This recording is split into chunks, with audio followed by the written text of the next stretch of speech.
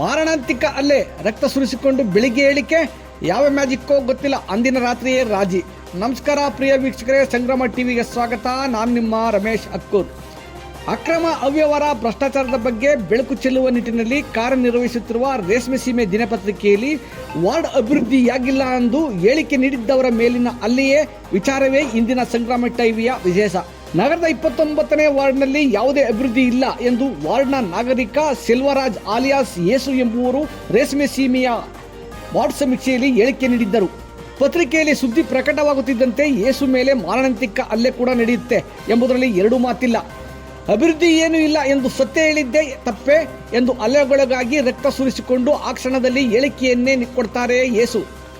ಮನೆಯಲ್ಲಿದ್ದ ನನ್ನನ್ನು ನಿನ್ನ ಜೊತೆ ಮಾತನಾಡಬೇಕು ಎಂದು ಕರೆದುಕೊಂಡು ಹೋಗುವ 29ನೇ ವಾರ್ಡ್ನ ಸದಸ್ಯೆ ಭಾನುಪ್ರಿಯರವರ ಪತಿ ಪುಟ್ಟಪ್ಪ ಹಾಗೂ ಚಿನ್ನತಂಬಿ ಪತ್ರಿಕೆಗೆ ಸುಳ್ಳು ಹೇಳಿಕೆ ನೀಡುತ್ತೀಯಾ ಎಂದು ನನ್ನ ಮೇಲೆ ಹಲ್ಲೆ ಮಾಡಿ ರಕ್ತ ಬರುವಂತೆ ಮಾಡಿದ್ದಾರೆ. ಈ ಪ್ರಕರಣದ ಬಗ್ಗೆ ಗ್ರಾಮಾಂತರ ಪೊಲೀಸ್ ಠಾಣೆಗೆ ದೂರು ನೀಡಿ ನನಗೆ ನನ್ನ ಕುಟುಂಬಕ್ಕೆ ರಕ್ಷಣೆ ನೀಡುವಂತೆ ಮನವಿ ಮಾಡಿದ್ದರು.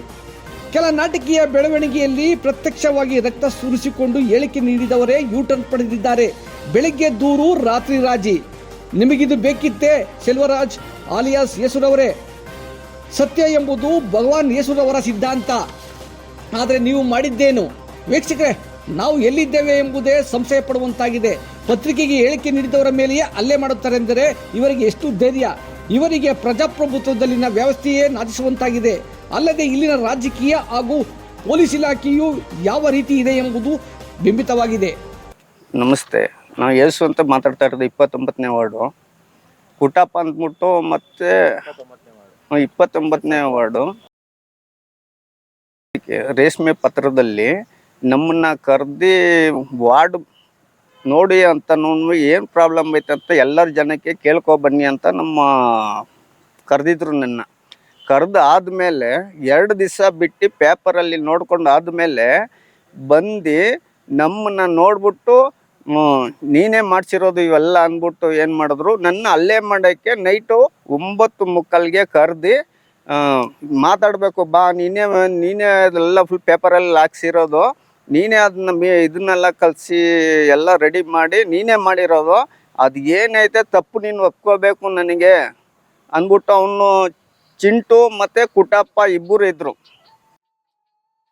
ಇಬ್ಬರು ಬಂದು ಅಲ್ಲೇ ನಿಂತ್ಕೊಂಡು ನನ್ನ ಅಲ್ಲೇ ಮಾಡಿದ್ರು. 1 ನಿಮಿಷ ಬಿಟ್ಟಿದ್ರೆ ನನ್ನ ಅಲ್ಲೆಲ್ಲ ಕೊಡುವೆ. ಇದಕ್ಕೆ ಆಲ್ರೆಡಿ ಕಂಪ್ಲೇಂಟ್ ಕೊಟ್ಟು ಬಂದಿದ್ದೀನಿ. ಬೆಳಗ್ಗೆ ನೈಟು ಆಲ್ರೆಡಿ ಮೆಸೇಜ್ ಆಗಿದೆ, ಅಲ್ಲಿ ಆಲ್ರೆಡಿ ಎಂಟ್ರಿ ಆಗಿದೆ. ಎಂಟ್ರಿ ಬಂದ್ಬಿಟ್ಟು ಬೆಳಗ್ಗೆ ಕೋರ್ಟ್ ಹತ್ರ ಹೋಗ್ಬಿಟ್ಟು ಎಲ್ಲ ಫಿಲ್ಡ್ ಮಾಡಿಕೊಂಡು ಎಲ್ಲ ರೆಡಿ ಮಾಡಿಕೊಂಡು ಬೆಳಗ್ಗೆ ಒಂದು 12 ಗಂಟೆಗೆ ಕಂಪ್ಲೇಂಟ್ ಕೊಟ್ಬಿಟ್ಟು ಬಂದಿದ್ದೀನಿ. 6 ಗಂಟೆಗೆ ಕರೆಸ್ಬಿಟ್ಟು ಅವ್ರಿಗೆ ಅಲ್ಲೇ ಫೋನ್ ಮಾಡಿದರು. 6 ಗಂಟೆಗೆ ಬರ್ತೀನಿ ಅಲ್ಲೇ ಕರೆಸ್ಬಿಟ್ಟು ಮಾತಾಡಿದರು. ಇದಕ್ಕೆ ಅವರು ಅದ್ರ ಬಗ್ಗೆ ಏನು ಬಂತವರೆಗೆ ಏನೂ ತೊಗೊಂಡಿಲ್ಲ ಅವರು. ನಾನು ಹಾಸ್ಪಿಟ್ಲಲ್ಲಿ ಮಲಗಬೇಕಾಯ್ತು, ಆದ್ರೂ ಸುಮ್ಮನೆ ಯಾಕೆ ಹಾಸ್ಪಿಟ್ಲಲ್ಲಿ ಮಲಗೋದು ಅಂದ್ಬಿಟ್ಟು ನೈಟು ಬಂದು ಸ್ಟೇಷನಲ್ಲಿ ಕಂಪ್ಲೇಂಟು ಅದನ್ನು ಮಾಡಿಬಿಟ್ಟು ನಾನು ಮನೆಗೆ ಬಂದು ನಾನು ರೆಸ್ಟ್ ತಗೊಂಡಿದ್ದೆ.